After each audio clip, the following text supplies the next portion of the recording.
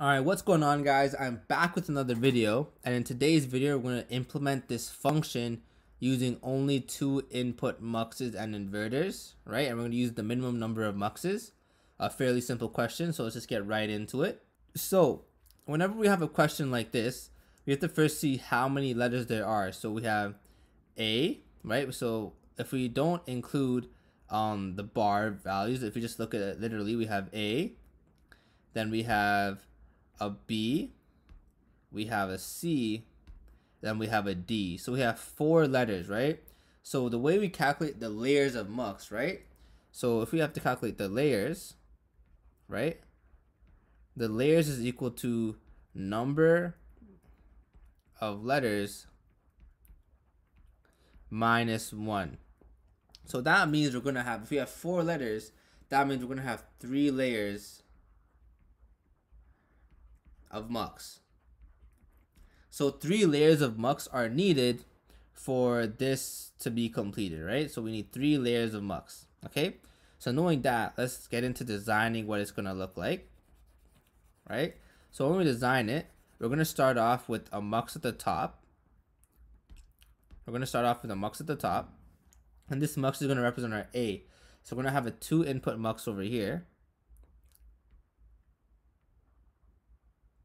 We're gonna have a 2 input mux over here, and this mux basically represents the letter A, right? So then we're gonna go down and we're gonna have 2 inputs, right?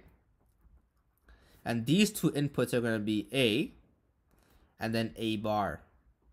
Okay, now essentially what we're doing is we're gonna put A and A bar into this equation and then simplify it. So if we put A into this equation, so when A is equal to 1, basically, right? So essentially this means when A is equal to 1, and then when this is equal to 0, when A is equal to 0, right? So essentially what we're doing is we're going to simplify this equation.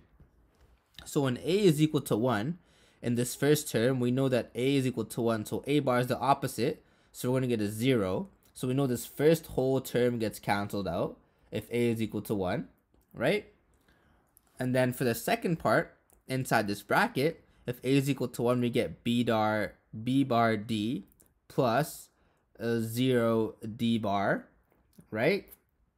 So knowing that, if we simplify this further, we get B bar D because A is equal to 1. So the 1 just becomes 1 times D. So it's B bar D, right? So we get B bar times D plus, and then this becomes a 0 because A bar, when A is equal to 1, is just going to be 0 times D bar, which is a 0. So ultimately, this becomes B bar D, right? And then after that, if A is equal to 1, this just becomes 1.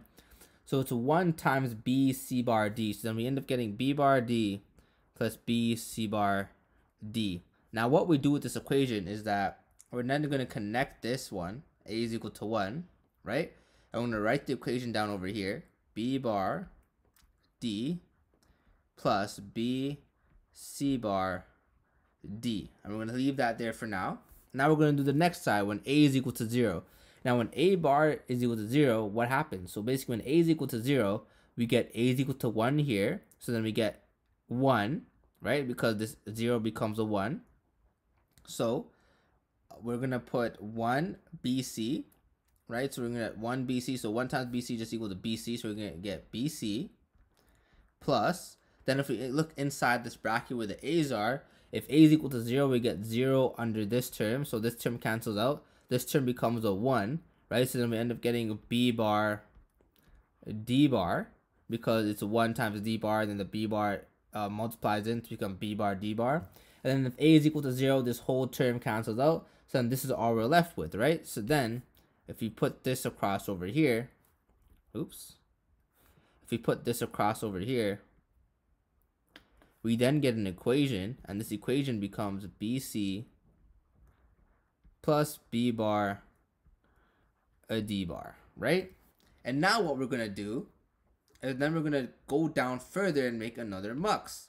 So then we're gonna go down further. We're gonna put a mux over here,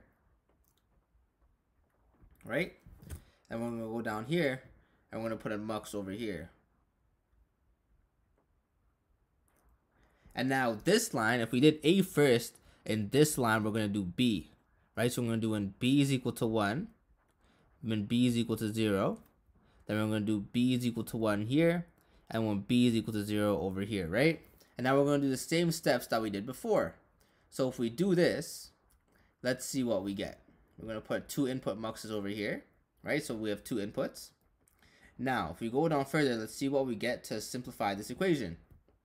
So if we look at this section right here, we have b bar d plus b c bar d. When b is equal to 1, what happens? When b is equal to 1, we see that when b is equal to 1, this becomes 0 because b bar then becomes 0, right? So 1, the opposite is 0. So this term gets canceled out. This one gets canceled out.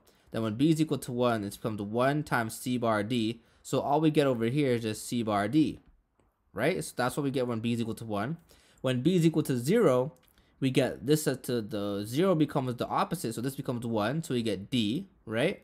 And then what is d added to? When b is equal to 0, this whole term cancels out because it's 0 times c bar d. So all you're left with is d, right? So now if we go on to the next side, when b is equal to 1, we get b is equal to 1 here, 1 times c. So we get c.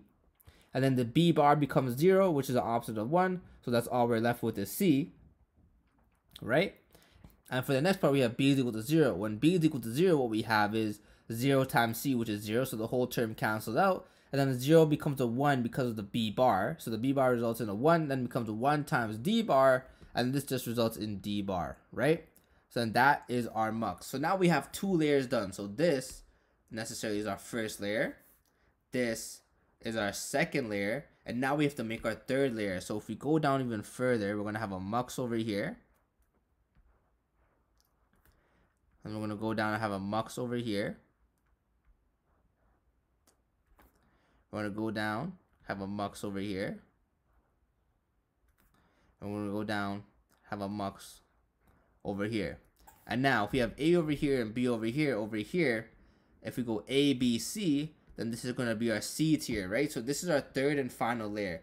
So these are how many muxes we need. So we need 1, 2, 3, 4, 5, 6, 7 muxes to complete this problem, right? So now we're going to do the same thing for the equation, but this time with c. So we're going to do when c is equal to 1, c is equal to 0.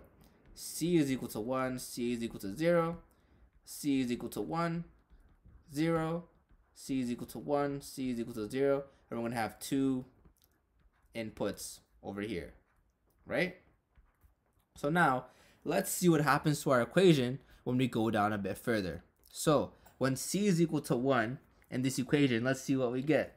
When c is equal to 1, we know that c bar is the opposite of 1, so this becomes 0. So when c is equal to 1, this whole equation just results in a 0, right? Because every term gets canceled out, right? When c is equal to 0 from this equation, what we get is a 1. So all we end up is 1 times d. So this results in just d being the final answer.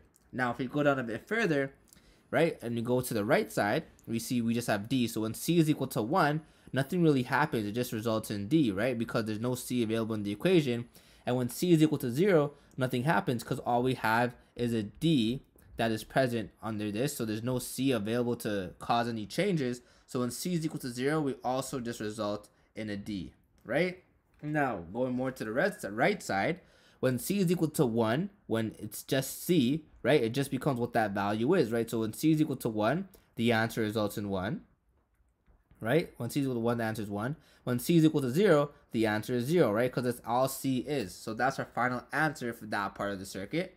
Now, if we go down for the last part of the mux, when c is equal to 1, because there's no c present in this equation, it's just d bar, there's nothing to influence it or to change it, right? So when c is equal to 1, it's just d bar, as no c is present to change it. And when c is equal to 0, it's just d bar, as there's no influence to change it, right? So then that's our final answer. So we get 0d, dd, 1, 0, d bar as our final answer to finish this mux and implement this equation using 2 input muxes and inverters. So the minimum number of muxes that were needed are 1, 2, 3, 4, 5, 6, 7. And the number of tiers that we needed to complete this question are 1, 2, and we needed 3 tiers to complete this. So we have the A tier, the B tier, and the C tier. And our D tier, technically, I guess you can say, is just our answer. And this results in the D tier, right? So what is D equal to?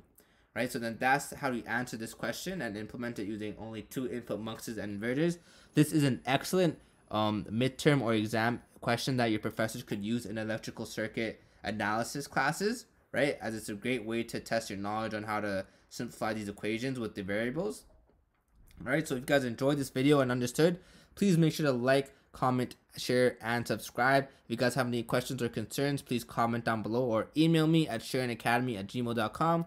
And if you guys have any questions that you want me to cover, any topics that you want me to cover, please comment down below and I'll make sure to make a video on it as soon as possible. So once again, guys, thanks for watching and I hope you guys enjoy the rest of your day.